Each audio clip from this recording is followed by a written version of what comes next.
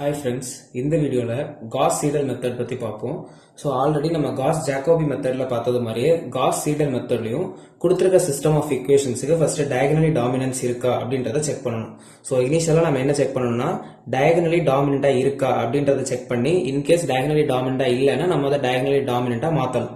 So இப்போ first equation எடுத்தோம்னா diagonally டாமினன்ஸுக்கு என்ன பண்ணணும், கொடுத்திருக்க சிஸ்டம் ஆஃப் ஈக்குவேஷன்ஸ்ல so first equations நம்ம எடுக்கிறோம்னா அதுல x ஓட coefficient 27, other two coefficients நம்ம ஆட் பண்ணோம்னா 6 - 1 வந்து 5.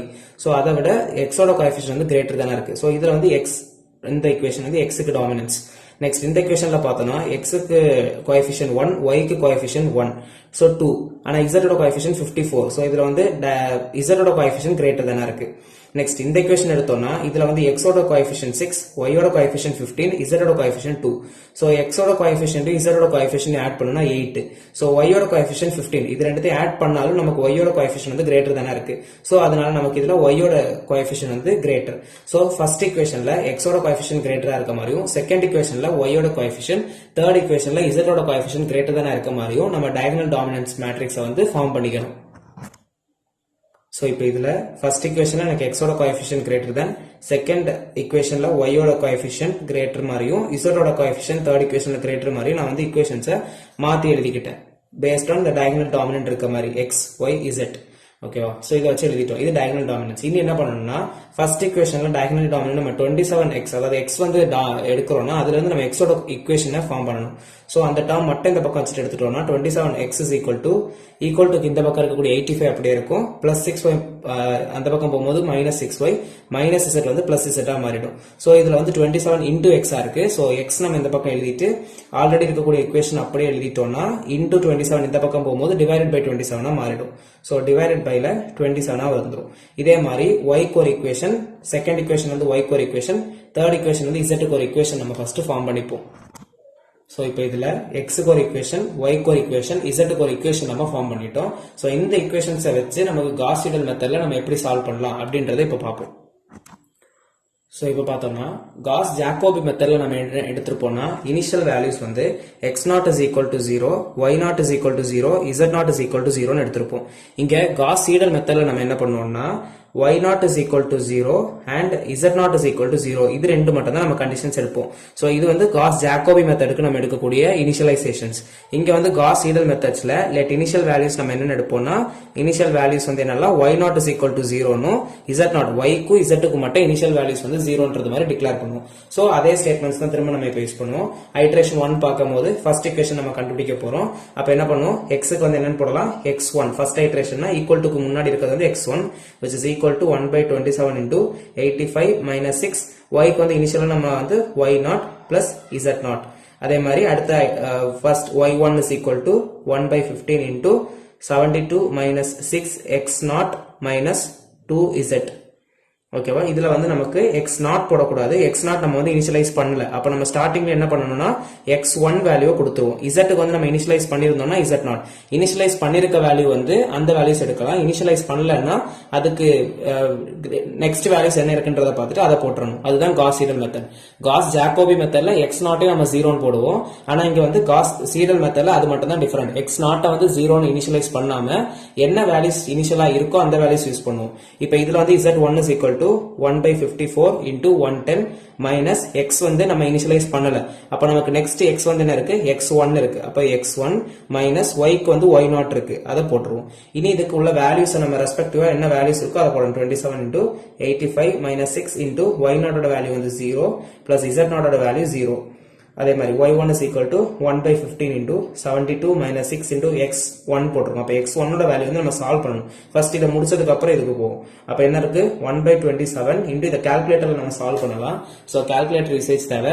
ஆன் பண்ணிட்டு ஃபர்ஸ்ட் நமக்கு பிராக்கெட் குள்ள என்ன இருக்கு, 85 minus 6 இதெல்லாமே zeros ஆ மாறிடும். 6 into 0 0 இதுவும் 0. அப்ப நம்ம அதை டெலீட் பண்ணிட்டு 85 இருக்கு divided by 27. அப்ப 85 divided by 27 நமக்கு வேல்யூ வந்து 3.148. So x1 ஓட வேல்யூ வந்து நமக்கு 3.148. இப்போ இந்த வேல்யூஸ் நமக்கு இங்க எங்கயா தேவைப்பட்டுச்சுனா யூஸ் பண்ணலாம். 6 into x1 ஓட வேல்யூ என்னது 3.148 minus 2 into z0. z0 ஓட வேல்யூ நம்ம என்ன எடுத்துறோம், 0 ன்னு எடுத்துறோம். Next z1 is equal to, so இத முடிச்சிட்டு அடுத்ததுக்கு போலாம், which is equal to இப்ப கால்குலேட்டர்ல இந்த வேல்யூஸ் போடணும். என்ன இருக்கு பிராக்கெட் குள்ள 72 minus 6 into 3.148 minus 2 of 0. அப்ப என்ன வரும் 53.114. அத டோட்டல் பிராக்கெட் முடிஞ்சதுக்கு அப்புறம் வெளியே இருக்கு டிவைடட் பை 15. அப்போ டிவைடட் பை 15 போட்டோம்னா நமக்கு வந்து 3.541. நெக்ஸ்ட் z1 கண்டுபிடிக்க போறோம். 1 by 54 into 110 minus x1 ஓட வேல்யூ வந்து 3.148 minus y0 ஓட வேல்யூ வந்து 0. இது நமக்கு இப்ப கால்குலேட்டர்ல போடணும். என்ன இருக்கு? First 110 minus 3.148 minus 0. அப்ப என்ன வரும்? 106.852. அதை divided by 54 போட்டோம்னா 1.972. So z1 ஓட வேல்யூ 1.979. ஓகே, இது z1 ஓட வேல்யூ. இதே மாதிரி நம்ம நெக்ஸ்ட் ஐட்ரேஷன் சால்வ் பண்ண போறோம். அப்ப நெக்ஸ்ட் ஐட்ரேஷன் சால்வ் பண்றோம்னா இது முடிஞ்சிருச்சு. நெக்ஸ்ட் ஐட்ரேஷன் 2 கண்டுபிடிக்கணும். ஐட்ரேஷன் 2 கண்டுபிடிக்கிறோம்னா x1 எல்லாம் என்னவா மாறிடும்? x2 ஆ மாறிடும். y1 வந்து y2 ஆ மாறிடும். z1 வந்து z2 ஆ மாறிடும். 1 by 27 into 85 minus 6 y0 முடிஞ்சிருச்சு. அப்ப நெக்ஸ்ட் வந்து என்னது நமக்கு y1. அடுத்தது பிளஸ் z0 முடிஞ்சிருச்சுன்னா z1. இங்க நமக்கு என்ன யூஸ் பண்ணலாம்? y2 is equal to 1 by 15 into 72 minus 6 x1 முடிஞ்சிருச்சு. அப்ப நம்ம என்ன பண்ணணும்? x2 போடணும். minus 2 into z0 முடிஞ்சிருச்சுன்னா z1. எல்லாமே நெக்ஸ்ட் ஐட்ரேஷன். ஃபர்ஸ்ட் வேல்யூ மட்டும் தான் நீங்க வந்து கரெக்டா சால்வ் பண்ணணும்.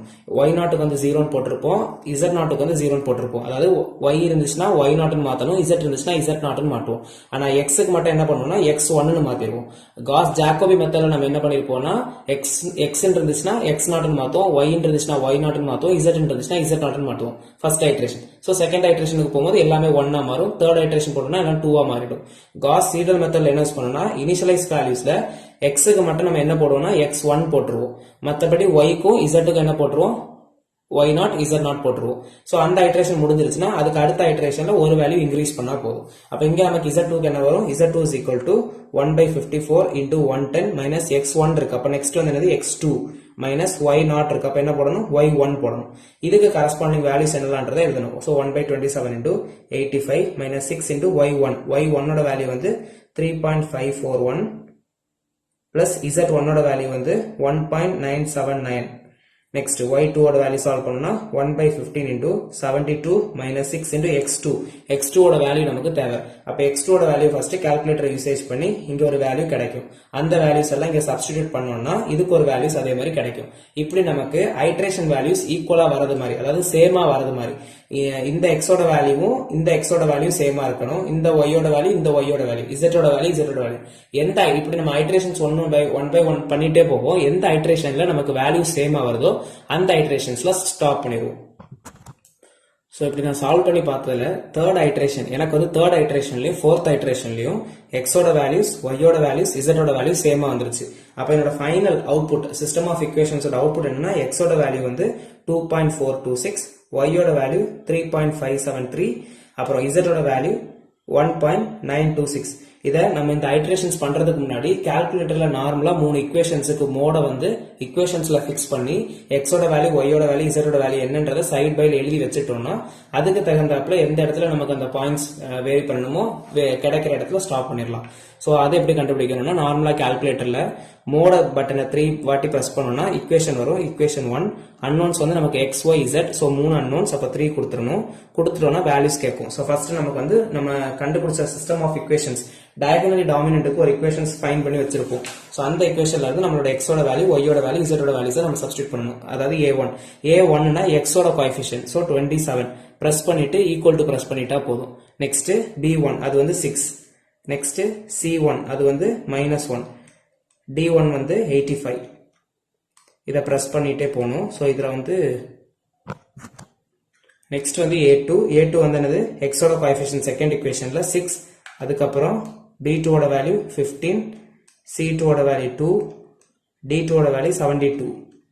நெக்ஸ்ட் x ஓட வேல்யூ 1, y ஓட வேல்யூ 1, z ஓட வேல்யூ 54, d3 ஓட வேல்யூ 110. இது எல்லாத்தையும் கொடுத்ததுக்கு அப்புறம் ஈக்குவல் டு கொடுத்துட்டோம்னா x ஓட வேல்யூ நமக்கு வந்துரும். என்ன வருது?